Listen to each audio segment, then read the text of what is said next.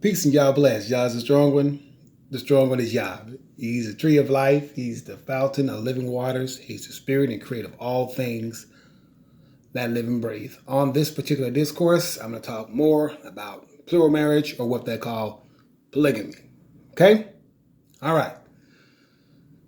As we understand marriage, and I told you guys this is going to be a big deal. Okay, this is going to be a big deal in the future, on what's going to happen and why it's going to happen. Okay, along with many other things. When I talked about inheritance and how it works and all those things, the land of Israel has rules, man. It's not like any other place in the earth. Okay, there are rules that have to be adhered to. Okay, and they come from the Almighty God, whose name is Yah. So it's going to be in perfect alignment if we do it right, if we do it correctly, okay? If it's done right and it's done in correctness and done according to its protocol, its law, its statute, then we can never go wrong with whatever situation we're doing, okay? Especially dealing with plural marriage. With the 12 tribes of Israel, as we all know with Jacob had 4 wives, right? He had 4 wives, and 2 of them were sisters, right? Raquel and Leah. And then he had their handmaidens, okay? Zilpah and Bilhah, right? Kind of some weird names. But anyway, but those 4 ladies made what's called the 12 tribes of Israel, okay? All right? So right there, you see, obviously, that plural marriage, or what they call polygamy, is a righteous thing before God. Because if it wasn't, then there wouldn't have been 4 women who made the 12 tribes, because Jacob would have just stuck to one wife. Now, here's what I am saying. If you want to stick to one wife, it's not abnormal. Okay? If that's what a man's desire is, then there's nothing wrong with that. But when we get back to the land, this is going to be in vogue. Status quo, I told you guys that. Isaiah chapter 4, verse 1. 7 women are going to come unto one man and say what? Please marry us. Give us your last name. We have our own clothes and our own food and our own money, whatever the case, however you want to state that. But please marry us to take away our shame. Okay? Or our reproach. Reproach means shame. That's what these ladies are going to be saying in the future, okay? Because as I told you, there's not going to be a surplus of men like you have today. Because these men, these women, they run around with men like it's nothing to get a man. And maybe it's not, but it's very hard to find a good man, a good loyal man. Very hard to find, right? Okay. So this is going to be in vogue. It's going to be status quo. Now, I'm talking about when we get back home, okay, when the government is formed, and that way we can regulate what's happening with it, okay? All right, that way we make sure these men right here are not doing things, in wickedness, as I talked about before, okay? Well, you look at some of these, these screenshots, man, is that not powerful to you? I mean, it's so powerful to me to see this man right here and see his 3 wives, these powerful black women back here. I mean, look at that, man. All 3 of these women in support of this one man right here. Ain't no problem. Ain't no jealousy. I'm not saying there won't be from time to time. Women are naturally jealous, right? Right. Okay. But look how powerful that looks. I mean, that is so powerful. I mean, and I've explained to you guys about plural marriage and how it actually can benefit, the people who practice it, okay, or who are involved in it. Because once again, like I said, this man's working, she's working, she's working, she's working. All of that income is coming into one spot. Instead of, let's say, she's by herself, he's with her, and she's by herself. You see what I'm saying? Then you split all that income up. Instead of, dealing with plural marriage and having all that income coming to all these people, all of them working together in concert with one another, in harmony with one another. Okay? Yeah, they share the same bedroom with that same man, but it's okay. they still getting it in. That's the key. I think women think it's because there's one man there, they ain't gonna, they don't get to get it in. Trust me, you're gonna get it in. Have sex, if you don't know what that means. Getting it in, okay? I think y'all understand what I mean. All right, you're gonna get it in. For some of you ladies wondering about the situation, because I know it's a whole bunch of noses turning up, especially black women, right, in America. Because they think they're supposed to have one man to themselves forever. But you notice they never ever really do, because the men be out cheating. 90% of the men be out cheating. Okay? Simple as that. It don't matter how fine the woman is. As you guys have seen, a lot of these Hollywood girls, you know what I'm saying?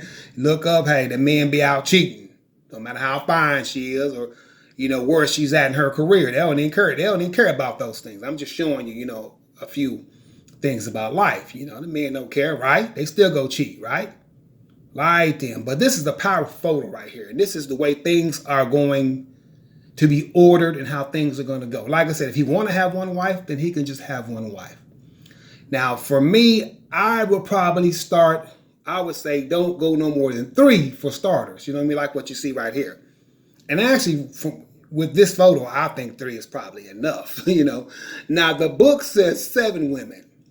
So maybe I think that'd be later in the future. But whenever we first touch down, it would be good to give yourself a little air and a little time to get to know each woman. Spend a little time with each one of them. Kind of like what you see on The Bachelor.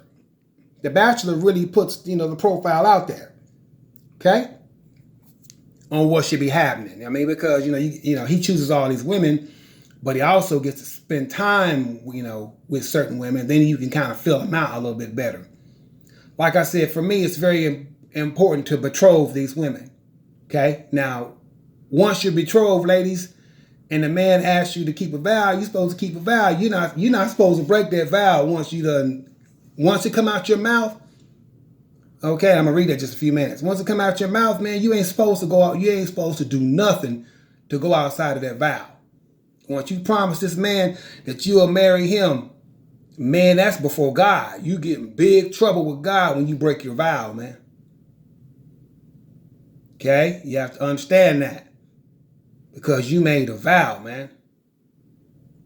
Okay, when you make that vow, it's like the Most High says, it's better you not have vowed than to make a vow and not keep it.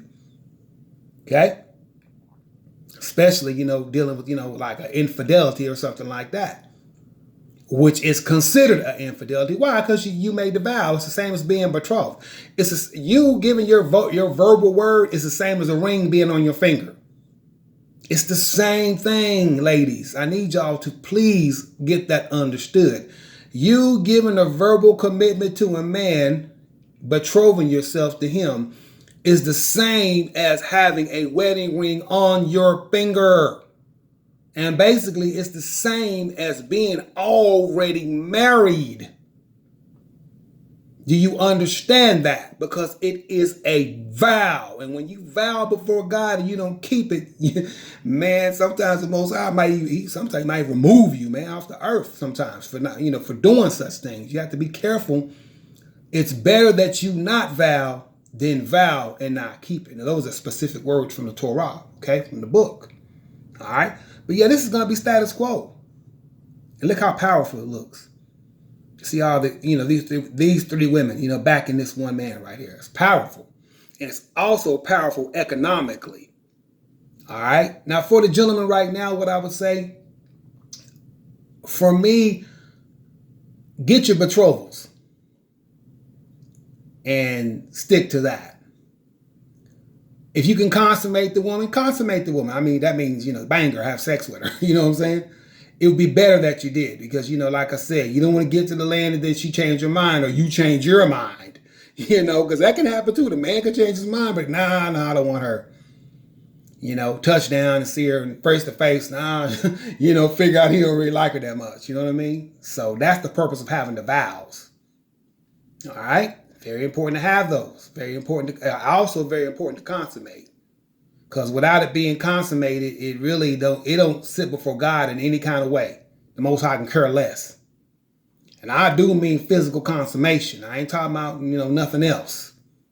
Okay? Flesh gotta touch flesh. Okay? For real.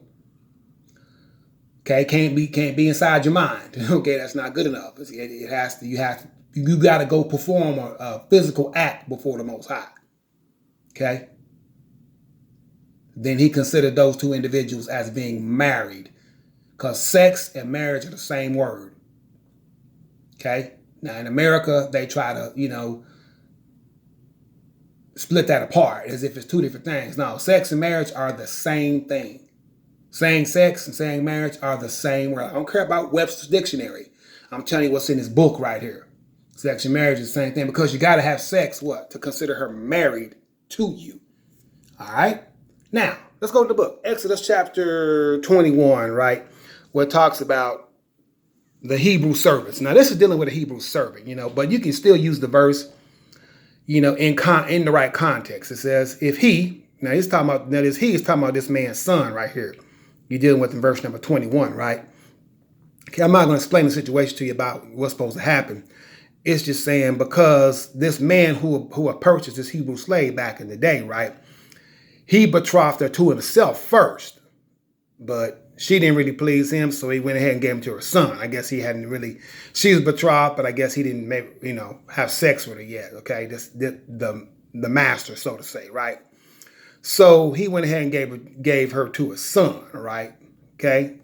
But his son apparently is already married. So that's why it says right here, if he take him another wife, it's talking about his son, right? If his son takes him another wife, her food, her raiment, her duty of marriage, he shall not diminish, okay? So he can't diminish it. In other words, whatever level she's on, when she comes into his household, then it has to stay that way. Okay? Whatever level she's on, whatever money she's got, that's why you have to make sure you can take care of these women. That's why it's be better not to take so many at first. You know what I'm saying? Okay? Don't get there and break yourself over women, okay? Because, like I said, we're going to come out of here with naturally with a portion, right? Well, don't spend your whole portion on women, okay? I'm going to talk about that in another video, okay? About economics one more time and about where our head should be right now economically and where we should be headed for the foreseeable future, okay? We'll talk about that on my next video. But that's what verse 10 is talking about. Even though it's talking about this man's son right here, that's why I said that he is talking about this man's son, because he gave the Hebrew servant to his son to betroth and marry. Well, then the son's already married, so he's taking him another wife, right? And her food, her raiment, her duty of marriage, he's not supposed to diminish that. Okay, so it can't go below whatever level it was already, previously on. Okay, so let's look at it on the visual aspect. Let's say this is the man's son is talking about. He's already married to these two women, okay? Well, if we take him another wife, right here, okay, like it tells you right here, another wife. So if he takes him another wife, then her food, her clothing, and her duty of marriage, he cannot diminish it. So when she comes into the relationship, he has to make sure that he can take care of this woman, okay? Or he should have never have added her, okay, to his wives. He should have left that alone. You know what I mean? That's why it says her duty of marriage is not supposed to be diminished. Let's talk about vows for a minute, okay? Vows, right? Numbers chapter 30. Go there in your book, okay? And you women, when you take a vow, it's very, very important that you keep your vow. Now, when you read this whole thing, I'm not going to read the whole thing to you guys. Read just a little bit of it. It just talks about the woman. Verse 3, if a woman also vow a vow unto the Lord or unto Yah, right, to bind herself by a bond, being in her father's house in her youth. That means she's made a vow and she's still in her father's house, right? So the father has control over that vow if he hears it. So listen on. And her father hear her vow, right? And her bond wherewith she have bonded or bound her soul, and her father shall hold his peace at her, right? Then all her words shall stand, right? And every bond wherewith she hath bound her soul shall stand, okay? So if the father if she live in her father's house and her father hears her say this vow, she vows to do this, she vows to do that, whatever it is, and he hears it, okay, and he doesn't say anything about it, he feels like she can keep it, well, then she's bound by that. In other words, she can't break it, man. That's why I was saying to you ladies earlier, man, you can't break your vow. You know, once you make a vow to a man to marry him, marry him. But don't say you're going to marry him and then go out with other men, because you're breaking your vow before God, man. And God takes that very seriously when you do that. As you can see right here, that's why it's a Torah statute. Now, it just gives different instances as you read all the way through here on who hears the vow and what happens with it. Okay? That's verse 5. But if her father disallow her in the day that he heareth, right? Okay? Not any of her vows or of her bonds for which she hath bound her soul, it's going to stand. It says she shall stand. Because, in other words, okay, if her father disallow, okay? In other words, he disallows, okay? Now, here's the key. So right here, she hath bound herself, shall stand. And the Lord, Yah, right, shall forgive her because her father disallowed her. So her father rejected it. He's like, no, you can't keep that vow. You know what I mean? He's like, you can't keep that. I'm not going to let you do that. Because, you know, she's staying under his household, under his roof. So he heard it. He's like, nah, you can't keep that vow. You might as well let that go. So then the Most High go ahead and forgive her. He's like, okay, I'm going to go ahead and forgive you because your father spoke up for you, okay? Now, it goes on and talks about how she vows and her husband hears it. Well, the husband can also supersede the vow, okay? The husband can supersede the vow. But now, a widow cannot. If she's a widow and she bounds herself, as you can read right here in verse number 9, then the vow stands. Okay? All right? So there's different instances all through here that you can read about. Okay? All right? Even the husband. Like I said, the husband hears it. Hey, he's like, no, man, you can't do that. So I'm not gonna lie, do that vow before God, because he realizes she's vowing before God. Okay? So very, very important. Okay?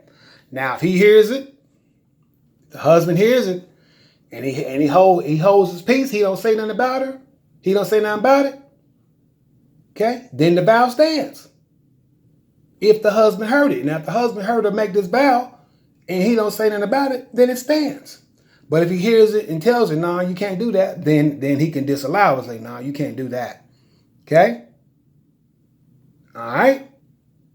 Let's read 13. Every vow and every binding oath to afflict the soul, right? Her husband may establish it, or her husband may make it void. See, the husband has the power over that vow. Okay? Very important to understand, know that, okay? So when you make a vow before God, man or woman, okay? Whatever you let come out your mouth, you know, you're generally supposed to perform. Okay? Now, if a woman made a vow to you and she didn't complete her vow, or she stepped out on you, or stepped out of the vow, right? Backed out of it, or whatever the case is, or, you know, she's, you know, naturally she wouldn't cheated, or whatever the case is, however it goes, doesn't matter the situation. Well, then at that point, you may go ahead, you know, and the vow is basically null and void after that. Okay? Let's say you vowed to her. You know what I'm saying? Once she goes out, she cheats. That's over with. Okay? All right? Like a vow of betrothal. Because if a woman makes a vow of betrothal to a certain man, right? And she, you know, goes and cohabitates with somebody else, she's broken her vow. She's broken her word with that man. Okay? Now, if she doesn't violate it, then the man is supposed to keep the vow. Okay? But if she does violate it, then he doesn't have to keep his vow. You know what I mean? Let's say he, you know, wants to take her to be, you know, his wife. And he's like, hey, betroth yourself to me. I want to marry you. She's like, okay, cool. Okay, but she doesn't. She's a good woman. She doesn't violate her word. You know, she doesn't let him down, right? Well, then he can't come back and try to, you know, take it back. No. I don't want you to be my woman now. I'm cool. He found some other women. I'm cool on you. You know, I'm cool on you. He can't do that. Okay, she has to do something in order for him to violate that. You know, in order for him to, you know, annul that vow. Very, very important. Okay. All right. So plural marriage, status quo of the future. Okay, so let's go to Deuteronomy chapter 21. Ooh, I know it's all 21s. Let's go to chapter 21. Okay, that you guys have seen 100 times. Here's some more photos right here. See how powerful that is? Here's the head of the house. Here's his 4 wives. See how powerful that is? It's powerful, man. And they look happy. See how happy they look? Look at them sisters, man. They smiling about that. They love their husband. You can tell. Okay? Like I said, you guys, you can't do this in wickedness. And we'll talk more about that in just a minute. Okay? Okay? Now this guy right here, he got the full load going, man. He got 7 wives. So he got the whole Isaiah 4 and 1. See him standing at the top up here. 1, 2, 3, 4. That's 7 wives right there. This is the epitome of Isaiah right here. And they already practice this in Africa, for those who don't know that. They've been doing this. This is nothing new there. Okay? Been doing it. Nothing new. All right? Same here. Okay? This is, from the other nations, whatever.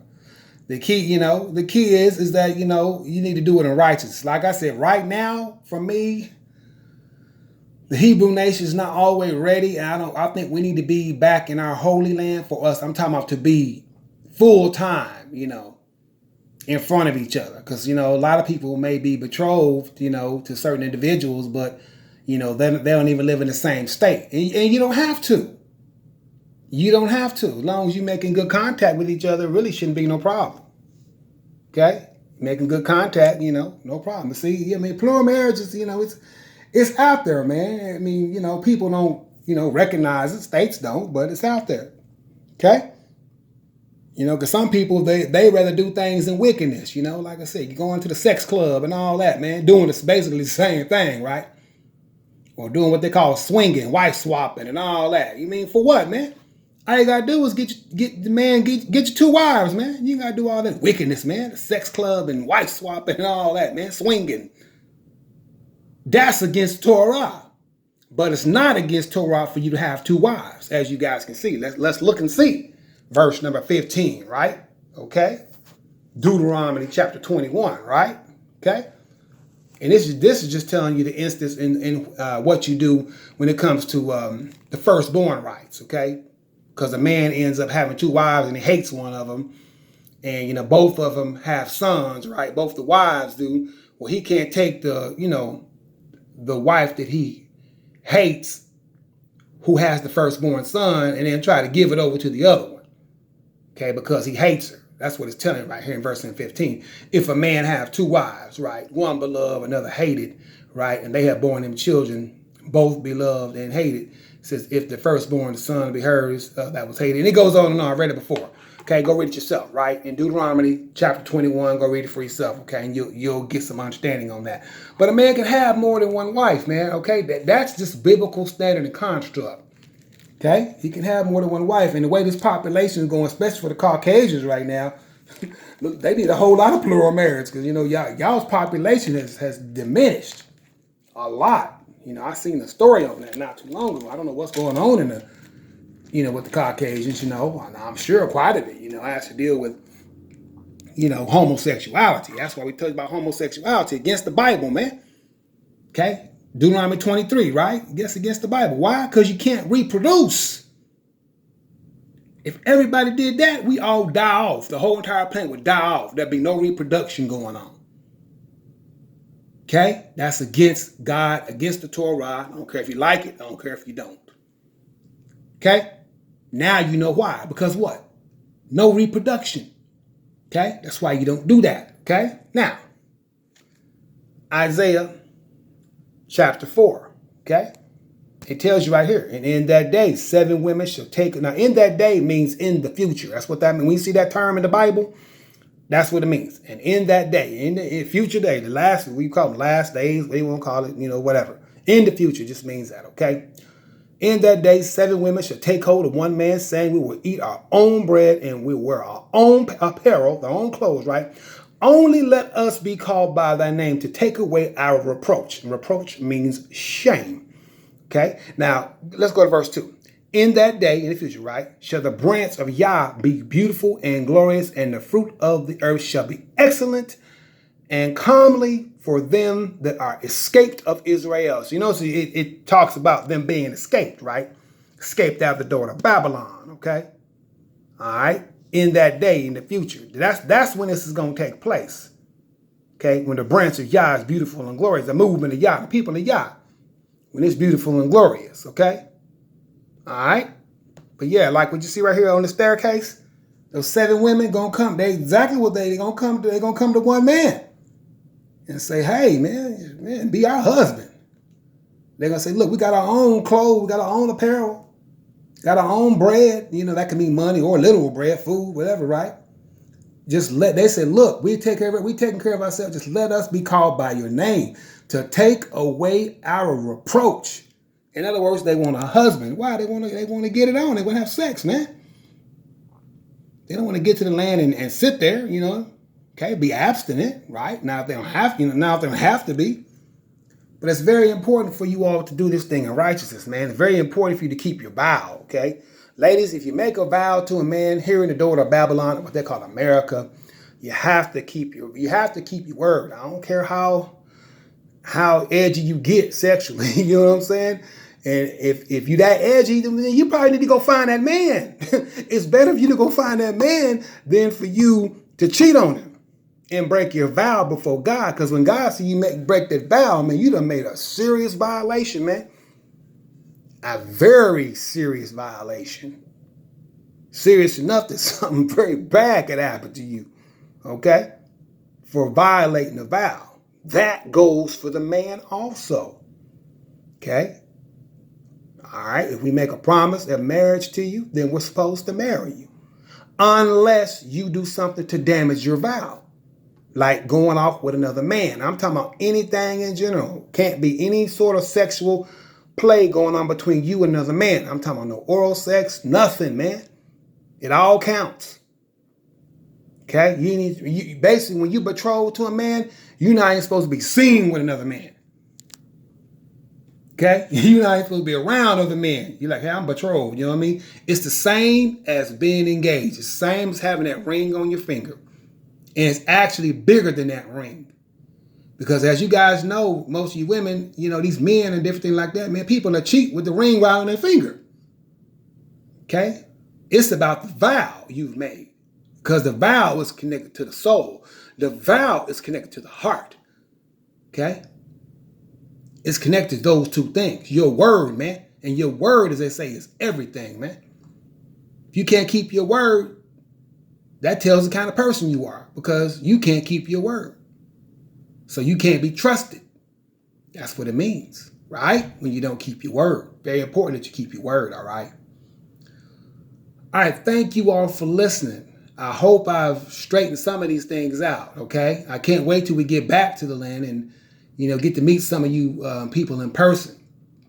Like I said, we know about the COVID-19 and the social distancing rules and all. Now, that's all good, right? But, like I said, if you're going to betroth a woman, you guys ought to be in some kind of contact because, some of these women, even some of the things I keep hearing, they can't make contact with you. I think that's all a lie. Okay? I don't care if you're in the lodge or in the boule or whatever you went to. Doesn't matter. Communication is the standard for any relationship. You cannot establish any kind of relationship, I don't care what it is, on earth without proper communication. It's just that simple. So don't be surprised when you show up to the plane and that man done left you. Why?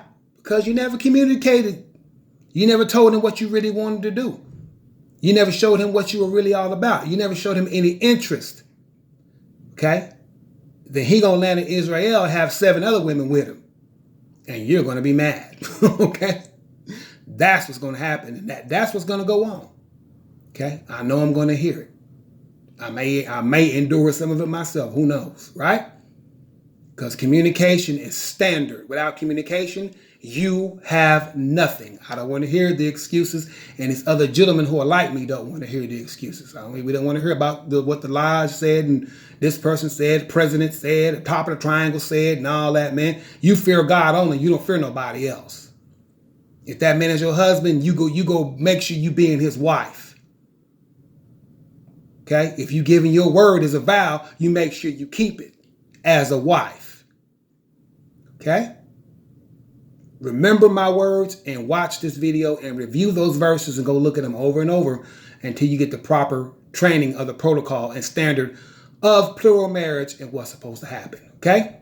And ladies, there's no polyandry. Okay? Where a woman can have two husbands. That's against God's law. Okay? Now I think that's common sense. Okay? That's common sense. I'm sure there's some women wondering that no. It doesn't flip both ways. If the man is the head of his household and he has his wives who surround him, like you see right there, in support of that one man. Okay? Look how powerful that image is. It's powerful, man. Powerful to see that. Look at them strong black sisters back there. Woo! Nothing better. All right? All right. Thank you all for listening. Like I said, I'll keep you guys debriefed on what you need to know and where we're going in the future. It's going to be a glorious future. I'm trying to tell you, I'm excited about getting home to Jerusalem to build this nation with you all. Thank you all for listening. Peace, and y'all bless.